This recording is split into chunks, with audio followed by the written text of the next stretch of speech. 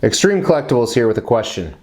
Have you ever bought a piece, a PO, canceled it, bought it again, canceled it, bought it a third time, canceled it, and now it's sitting in front of you?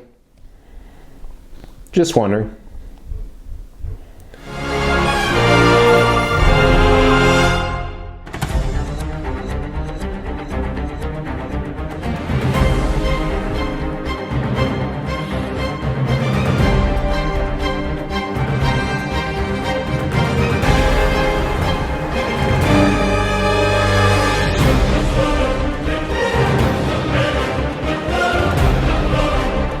Extreme Collectibles here with quarter scale Destro by Prime 1 Studios. So a couple things going on here. First of all, as I said, this is quarter scale. That means it's 1/4 the size of what it would be in real life. So if you're new to collecting or statues, if you had an 8-foot person, it would be a 2-foot tall person for quarter scale. If you need a calculator, go ahead. This is obviously someone from G.I. Joe, which we're going to talk about. This is a piece from Prime 1 Studios who is doing a G.I. Joe line. And to my knowledge, the only other people who have done a G.I. Joe line is Pop Culture Shock. So I went all in with this entire line when they first announced it a couple years ago, and I had some cancellations and some rebuys and stuff like that. I actually finally rebought the entire thing through Prime 1 with their economy shipping. And then their economy shipping in the last few months was delayed, and they offered full free refunds, and he was in stock at Sideshow. So I went ahead and switched the order from Prime 1 to Sideshow at no charge, and I got him a few days later, which was great. They made a total of 750 of these statues. 500 are the exclusive version, and 500 are the collector's edition, and 250 are the exclusive version. The only two differences between those two is, number one, the exclusive version, the one that they only made 250 of, costs $50 more. It's $800 as opposed to $750, even though $799, because that sounds less than $800. So that's one difference. The other difference is all of the statues come with this portrait right here. The exclusive comes with an additional switch-out portrait that you see here.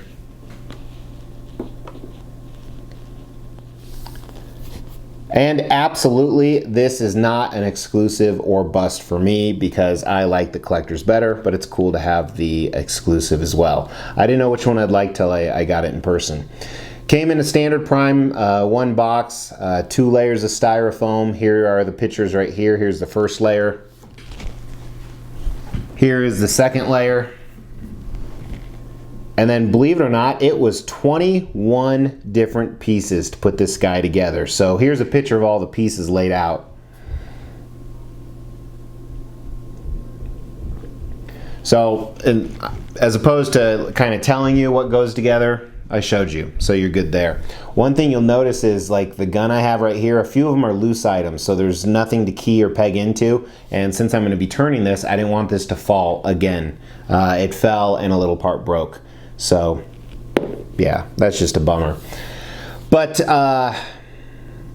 Destro. So Destro is from the comic cartoon movie G.I. Joe. So he's been featured in all of them. He's been featured, first of all, in the comics.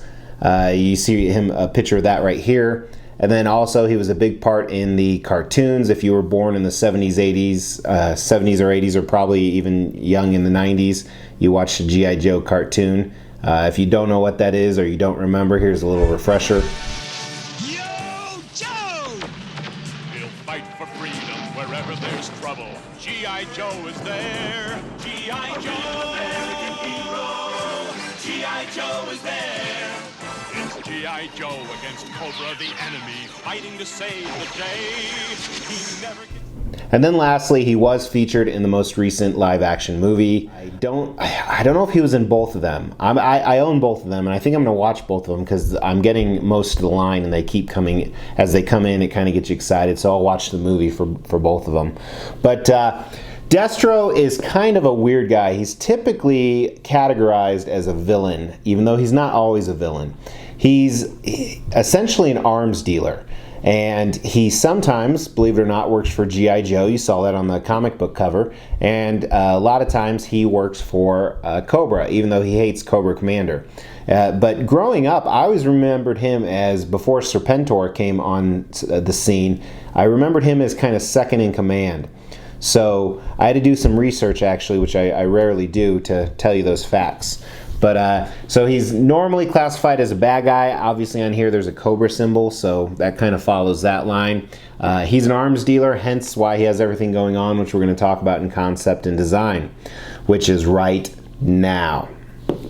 So concept and design. First, this is Destro. It is a museum pose, even though he has a little bit of action going on here.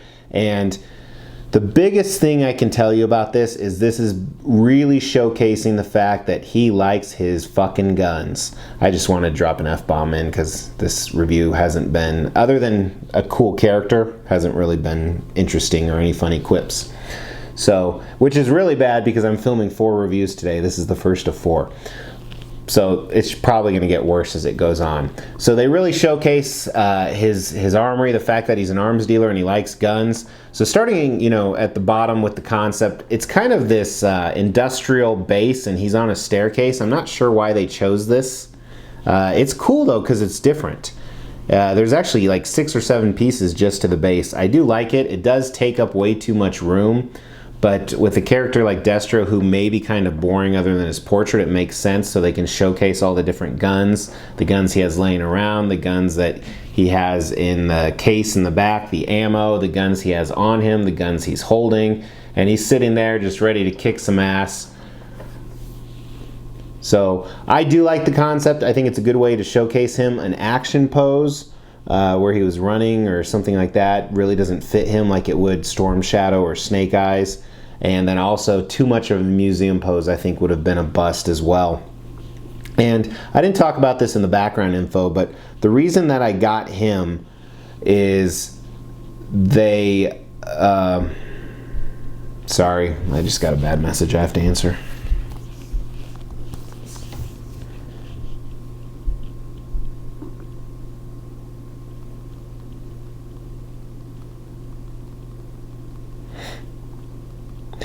The reason I got him is I have a big cartoon display, kind of my nostalgia from growing up. I have Ninja Turtles, Thundercats, Masters of the Universe, and then obviously I'm adding the G.I. Joe. So they're all going on the same display, kind of categorized together.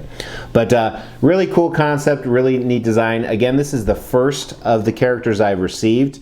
Prime 1 currently has 5 of them, and I have 4 of them on order. And let's dive right into the paint and sculpt, which it's Prime 1, so...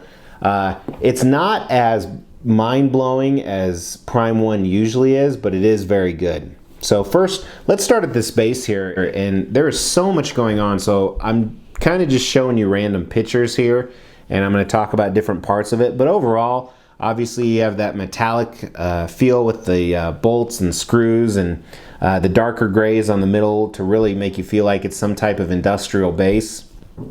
And I really like what they did with the gridding on the stairs. And I briefly showed earlier here too the Cobra symbol right at the front. And then you even have this part jutting out on the side, and I'm not sure the purpose of this, again, maybe to symbolize an iron girder or something like that, just adding more to the structure of the base. And then the stair railing kind of has that worn gray blackish color on it, and the paint's good, the sculpt's good. It's not as mind-blowing as Prime 1 usually is. Really quick, a couple pictures of the weapons that are movable here. First he has the rocket launcher or missile launcher. I really like this. Unfortunately, like I said, it fell because if you turn it a little bit, it's not really keyed in or anything like that.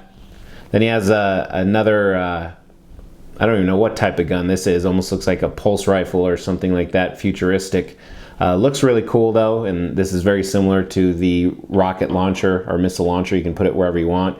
Then right here is a picture of the inside of the case with more and more. He has ammo and clips and more guns, and the case itself looks fantastic. It's really cool design. It takes up a lot of room, but I'm glad that they added it. The textures on it, the different colors. The buckles look fantastic as well. It even has movable straps on the side, or handles that I don't think you can see. Then with Destro right here, starting as, you know what, before we get to Destro, I do want to preface a few things. It was really bothering me that Destro just looked good, not amazing, because Prime 1 is typically amazing, and I think it's his suit that bothers me. I think it's the lack of texture on his suit. So when you see the close-ups here, you'll know exactly what I mean. But starting at his boots, these Army-style industrial boots, all black, with some stitching on the side. Good stitching, good buckles and laces on the front, some really cool tread on the bottom. Again, very lacking on any colorization to make it pop or stand out. And same thing with texture. Almost no texture on it other than where the front tongue is. But it does look good. It's a good sculpt. And then moving up his pants, same thing here. Very good sculpt. He's not super muscular, but he is a big guy. So it's not like he's working on his quads every single day of the week. And there's some good folds to show the texture, but it's pretty tight suit on him. Not really a lot going on. And there's some variations in the suit, which is cool. But again, no texture anywhere. It's very smooth, which I don't like, and I don't like the fact that it's so smooth and there's not a lot of color variation. But you do start a little bit of color variation on his holster for his gun and the strap for it. This red dirtied color, which is cool, and then kind of a shiny black that's part of the holster coming down from his belt. Gun handle looks good. And then his silver belt in the middle, I do like this. It breaks up the color quite a bit, and it's that dirtied silver color, very similar to the base. I wish they would have varied it a little bit different from the base. And then he has these black pouches. The sculpt's okay. They could have added some buckles or straps, and again, some color just to make it better, but it is neat. They are different sizes. And then his jacket, zipper looks really good sculpt. Again, a different color of silver/gray, black they used on it. And here he is a lot more muscular. You can see the definition. He has a six-pack and he has large chest muscles. And they have that kind of like a Wolverine costume variation on the sides that gives it a little bit of texture. And his arms, muscular, holding out. And I like his gloves and the wrist gauntlets he has. And then see his fingers here, good sculpt. He has kind of these mechanical gloves on. And then here's a picture of some of the guns he's holding, some close-ups. Really good job, good detail. Again, kind of the miss on this is they're black and silver, which the guns would be in real life, but so is Destro. Here's the other one too. Some close-up shots of it. Looks really good. A lot of detail went into this. And then moving on to his head area. So first of all, I like that red really makes it pop, really reminds you of Cobra. It looks almost like a cushioned chair that you would sit on. And this was very reminiscent of the cartoon. The undershirt he has, I like the color variation. Again, it adds a little bit more to the statue than the necklace. And this is, I believe it's a family necklace for him. Looks good, a little bit different red, looks like a jewel. Then he has a collar on to hide the seam line like a dog, but it looks really good unless you think of it like it's a dog. And then his portrait, I like the portrait a lot. It's hard to pick an expression when you have a character like this. I think the expression they picked is good. He's almost emotionless. He's not really one way or the other, so it can be interpreted in any way. So there's good definition in where his eyes are slant, focusing a little bit, and his cheekbones. Where his mouth meets, there's a little bit of opportunity there. They missed whether it's the paint or the sculpt. It just looks kind of blended together. But great sculpt on his nose and his eyes and his ears. And then paint-wise too, I like the colors they chose. And there's a little bit of black mixed in different parts of it, almost like he was in a fight. So it's kind of random. So overall, you can kind of tell I like the piece, but I'm not loving it. Prime 1 has a high bar. One of the next pieces I'm reviewing, actually the very next piece, is a Prime 1. It's a 1/3 Batman, which I love those. Those are some of my favorites. So I hope the other characters are a little bit better than this. This is not bad. It's not amazing though. So if my second character comes in, and I think Snake Eyes is coming next, and he doesn't blow me away, I might cancel and try and sell this off with a broken missile launcher. So, as usual, I'm tired. Let me know what you think. Let me know if you watch G.I. Joe, either now, which would be kind of weird, or growing up. And let me know who your favorite G.I. Joe character is. I'm really surprised. So, character-wise, they have Serpentor. I can't remember which female character they have.